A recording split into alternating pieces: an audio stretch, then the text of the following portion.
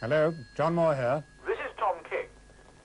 Down in the southwest, we have already seen all too clearly one aspect of the present crisis, and this has been the appalling increase in rates. People have been faced with ever-rising prices in the shops, substantial increases in so many bills, and then suddenly on top of it all, this savage increase in rates. Sarah Hogg here. Marcus Fox, this is an industrial area in the north. We have known hard times in the past when jobs were impossible to find. And today there is unease and a fear that it could happen again. A feeling that things are not right, and yet what can be done? Is it so inevitable, and are we all helpless to prevent it? John Moore here. Eric Cockram in the northwest. People here are very worried about unemployment, which is going up steadily. Everywhere I go, people ask, look, we've heard a lot about crises in the past from politicians. Is this crisis really any different from previous ones? People in this country are more worried today than at any time since the war. Britain faces an economic crisis, and they're waiting to see what, if anything, can be done about it. During the election campaign, we should be listening to the things that are on your mind as you make up your mind how you'll vote in the most important general election in our lifetime. All over the country, Conservative candidates will be going round talking to people in their constituencies, and they'll be keeping in touch with us here. In turn, we shall be keeping in touch with Conservative shadow ministers and putting your questions to them. What would a new Conservative government do to put Britain back on course in this crisis?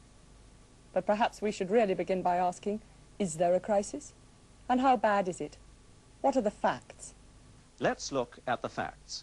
And the fact is that Britain is in the red.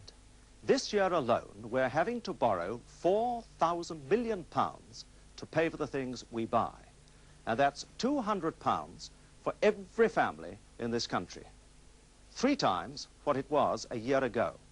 Now, it would be one thing if being in debt solved all our other problems, but it doesn't. Take inflation. Last year, it was going up at the rate of 9%. Today, it's doubled, 18%.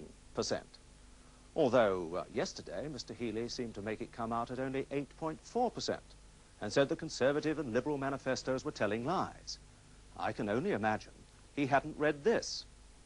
Inflation afflicts all the countries of the world, from Japan to France, from the United States to Britain. Prices are rising at between 15 and 25% a year. And that comes from the Labour Party manifesto. So even Labour agree that inflation is a worldwide problem these days. Well then, is it so bad if we're all in the same boat? The trouble is, it's not the same boat. Because this time last year, Britain was 6th in the inflation league table. Today, we've dropped to 10th. There's only Italy between us and the 2nd division.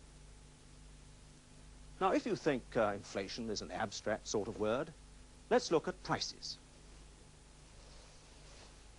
The same story, up and up. The Labour government has made efforts, but they've only made things worse. And it's not just the price of things in the high street. It's all the other bills that keep landing on the mat. Any one of them is up by between 15 and 30%. And then there are the rates. This year they've risen by up to 50 pence in the pound, and they won't stop there.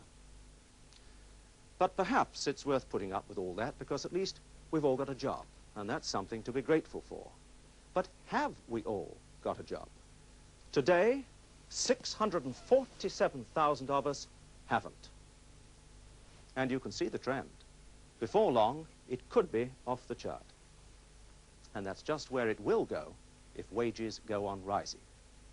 In the last year, we've given ourselves, at least some of us have, an increase in our wage packet of 20%. And what have we done to earn it? How much more have we produced?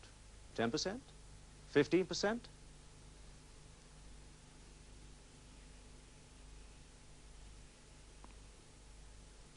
Nothing. Absolutely nothing. We're paying ourselves what we haven't earned. That's what this crisis is about, and that's a fact. Those are the facts. Are we in a vicious circle that can't be broken? Or could the new Conservative government get us out of it? And how? Earlier today, Sarah Hogg talked to Edward Heath. Mr. Heath, when we talked about this crisis last week, you said something that intrigued me. You said no government could save this country unless the country wanted to save itself. Yes. Well, how can we save ourselves? By uniting on the things we have in common. Why should we British always emphasize our differences? We ought to concentrate on the things which unite us, not on those things which divide us. But even if we can agree on what's gone wrong, can we agree about how to put it right?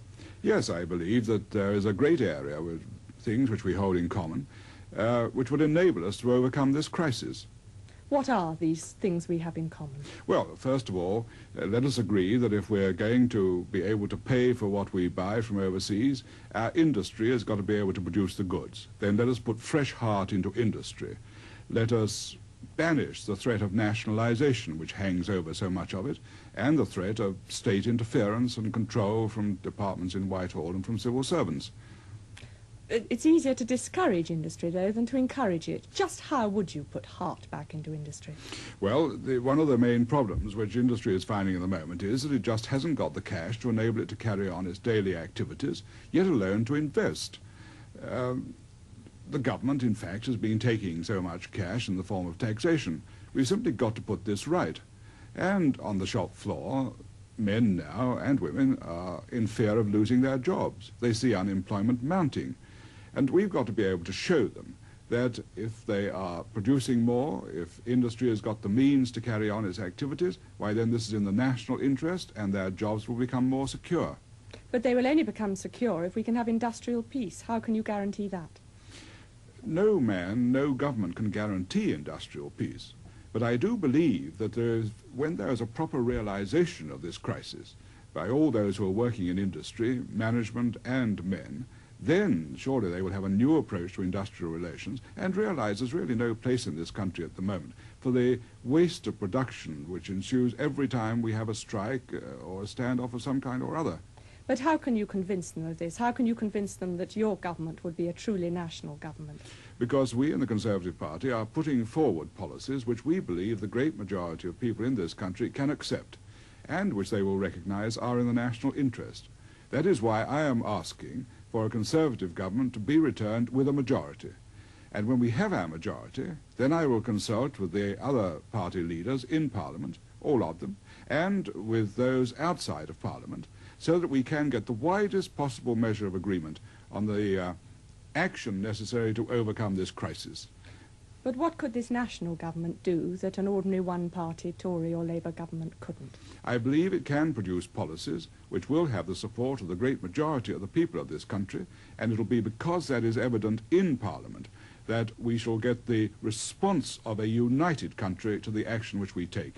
I'm absolutely certain that that is the only way we can overcome a crisis of the scale, magnitude and kind which is facing us at the moment. Mr. Heath, thank you.